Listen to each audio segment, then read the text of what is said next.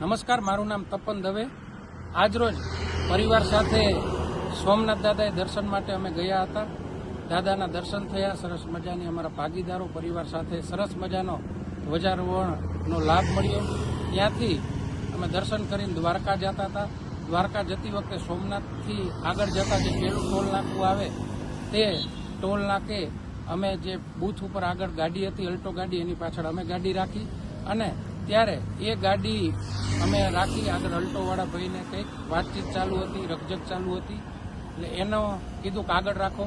એટલી વારમાં અમારો વારો આવ્યો, અમારા પાસે ફાસ્ટેગ હતું। અમે સવારથી નીકળ્યા, ત્યારથી ફાસ્ટેગમાં પૈસા કપાતા જ અમે નીકળ્યા છીએ, એટલે અમારી પાસે ફાસ્ટેગ ઓલરેડી હતું અને ત્યારે અમે કીધું કે ફાસ્ટેગ અમારું રેડી છે, પણ એ કે બીજા બૂથ ઉપર લઈ જાઓ।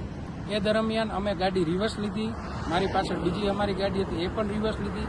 એટલી વારમાં એમ્બ્યુલન્સ આવી, એમ્બ્યુલન્સ સાયરન વગાડતી એવી, એટલે અમે રસ્તો કરી દીધો એમ્બ્યુલન્સને જવા માટે અને એમ્બ્યુલન્સ ત્યાંથી નીકળી ગઈ। એટલી વારમાં 5-7 ગાડી જે છે એ પાછળ આવી ગઈ, ત્યારે અમારી ગાડી રિવર્સ જાય એવું હતું નહીં, 5-7 ગાડીને આમ ફરીને જવું પડે। એટલે મેં બૂથના જે કર્મચારી હતા એને કીધું કે અમારી ગાડી તમે અહીંયાથી ટોલ કાપી લો અને આગળ જવા દો, પરંતુ એ ઉદ્ધતાએ ભર્યું વર્તન કર્યું। મેં કીધું ભાઈ તમે શાંતિથી કહો, પૈસા અમારા આમાં ઓનલાઈન કાપી લો ને તમે જવા દો, પરંતુ એને કોઈને કોઈ કારણોસર શું લપ કર્યું હોય કે ગમે એવું હોય બોલ્યો નહીં, રિવર્સ કરતા હતા। એટલી વારમાં ત્યાં ટોલ પ્લાઝા ઉપર બેઠેલા કોઈ કર્મચારીઓ કે કોઈ ત્યાં માણસો હતા એ આવી અને પરિવાર સાથે હતા, તેમ છતાં એ ગાડી બીભત્સ ગાળો બોલવા માંડ્યા। મેં કીધું ભાઈ ગાળો ન બોલો, જે વિષય હોય એ આપણે શાંતિથી વાત કરી, પણ કોઈ વાત સાંભળવા તૈયાર નથી। ગાડી કરી અને શું ઈરાદે આવ્યા હોય એ પણ મને ખબર નથી। એક ભાઈ પ્લાસ્ટિકનો પાઇપ લઈને આવ્યા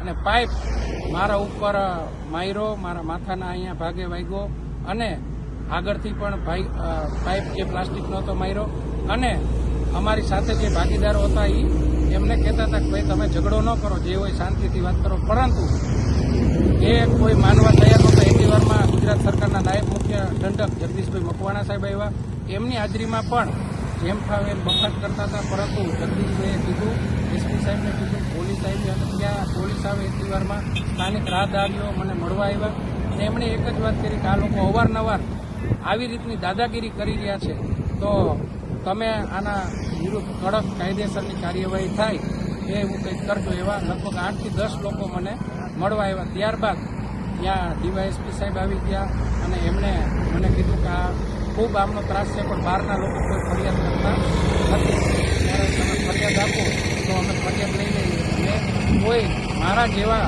બીજા રાહદારીઓ આવા લુખા તત્વોનો ભોગ ન બને એટલા માટે મેં કાયદાની રૂએ મેં ફરિયાદ આપી છે।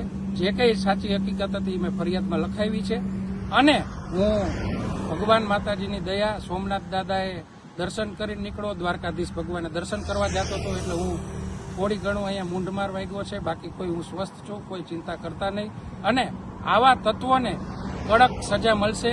પોલીસ પણ ખૂબ પ્રો લેવલે એક્ટિવ થઈને કામગીરી કરી રહી છે। ન્યાયતંત્ર ઉપર પણ મને ભરોસો છે કે આવા લોકો જે છે એને શીખ મળવી જોઈએ અને આપણે બધાએ જાગૃત નાગરિકો ક્યાંય ને ક્યાંય મૂંઝાયા વગર આવા તત્વો વિરુદ્ધ કાયદેસરની કાર્યવાહી થાય એના માટે ફરિયાદ કરવી જોઈએ। એ જ રીતે મેં ફરિયાદ આપી છે અને મને પૂર્ણ શ્રદ્ધા છે કે પોલીસ ખૂબ સારી કામગીરી કરી અને કાયદાનો પાઠ